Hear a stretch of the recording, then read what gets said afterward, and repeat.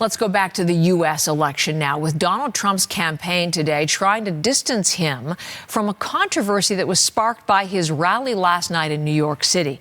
Trump himself highlighting an anti-immigration message. Under Kamala, America is a sanctuary for criminals and for illegal aliens that are in our country illegally. I will immediately ban all sanctuary cities in the United States. So one moment from Trump at his longest rally yet, more than 5 hours, and it featured some of his highest profile supporters. It was packed with racist insults, sexist slurs, anti-immigrant attacks. There was a whole lot of foul language in it as well, a lot of profanity. So watching all of these things with his analytical eye is Harry Enten, CNN's senior political data reporter, the host of CNN's Margin of Error podcast. He's in New York, and I'm delighted to have him back with us today for another conversation. Welcome back, Harry. I thought you were going to say my crystal ball. I was going to make the whole sort of, hand motions with that. But either way, I made it just now. I may get to that. But listen, I want to ask you about that rally at Madison Square Garden, because I said it was racist, it was sexist, it was profane, more than any we've seen and heard before. 8 days before the vote, what impact could that have?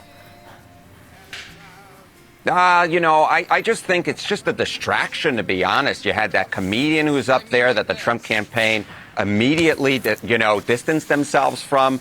And, this is a campaign that wants to close out on the economy and immigration. And when you have rallies like that, when you're trying to get votes from African Americans, from Hispanics, recording record numbers with them, at least compared to recent Republican nominees. And then you have a rally like that and you go, what are you doing? Why are you doing this? It's almost as if they're trying to throw the gosh darn thing. I know they're not trying to do it, but this is the type of thing. Look, nothing has really moved the polls, so I'm not saying that this will, but it is certainly a distraction. And I would, if I were advising that campaign, say I wouldn't have done that. I wonder if the Puerto Rican vote in some of the key battlegrounds, we'll have to watch that when election numbers start coming in. 8 days to go. This is the last full week of campaigning for Trump and Kamala Harris. What are the latest national polls you're seeing, Harry, and does anyone have an edge? Yeah, I don't think anybody has a gosh darn edge, right? I mean, look, you can pull out a poll, the New York Times poll, right, that had a tie. You could look at our CNN poll, that had a tie. You can look at the ABC News Ipsos poll, that did have Harris up by 4, but then you can balance that out, and you could show a poll from, say, the Wall Street Journal that had Trump up by a few points. The bottom line is this. You take an average of all the polls. I agree with what you got on the screen right there right now, which is that Harris is up by a point. But I can tell you, I've looked back through history. The average miss in the national polls is about 2 to 3 points. And so that when you have one candidate up by 1 point in the national polls, that doesn't mean anything. Donald Trump could easily win the popular vote, or Kamala Harris could win it by, 3, 4 points. The bottom line is this. I've been covering campaigns professionally for over a decade. I've been following them now for 2 decades. And this is the closest campaign I have ever seen. And it's the closest campaign I think a lot of folks, even older than I have ever seen. Can you come back to something you just said? Donald Trump could win the popular vote. He did not last time, and yet he could. Does that mean he's guaranteed 270 at the Electoral College if he does so, Harry? Fun question. Look, he would, in fact, be the first Republican presidential nominee to win the popular vote since George W. Bush in 2004. He'd be only the second since George H.W. Bush did in 1988. Look, if Donald Trump wins the popular vote, the vast majority of the time he'll also carry the Electoral College.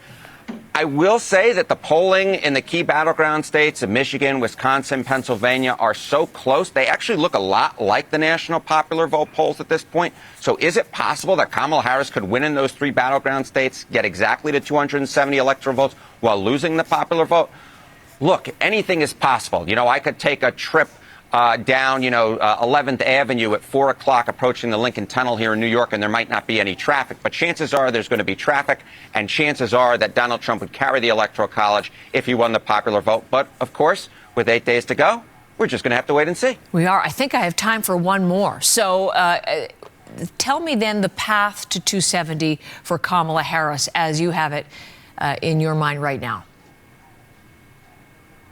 Look, the easiest path is the one that we've been talking all along. That's through the Great Lake battleground states, Wisconsin, Michigan, Pennsylvania. She wins those.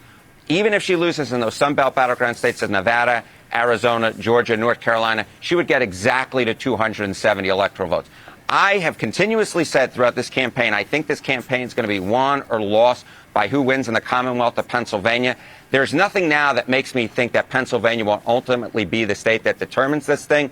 But even if Harris lost in, say, lost in a state like Michigan, she could fill it in by winning in North Carolina. But at this point, this is the closest race, not just from a popular vote angle, but from the Electoral College as well, going all the way back since at least 72. I actually filled out the electoral maps based upon the final polls in past elections as well. And at this point, the winner is projected to get the fewest number of electoral votes, at least according to the final polls, than what the final poll suggested in any prior campaign over the last 50 years.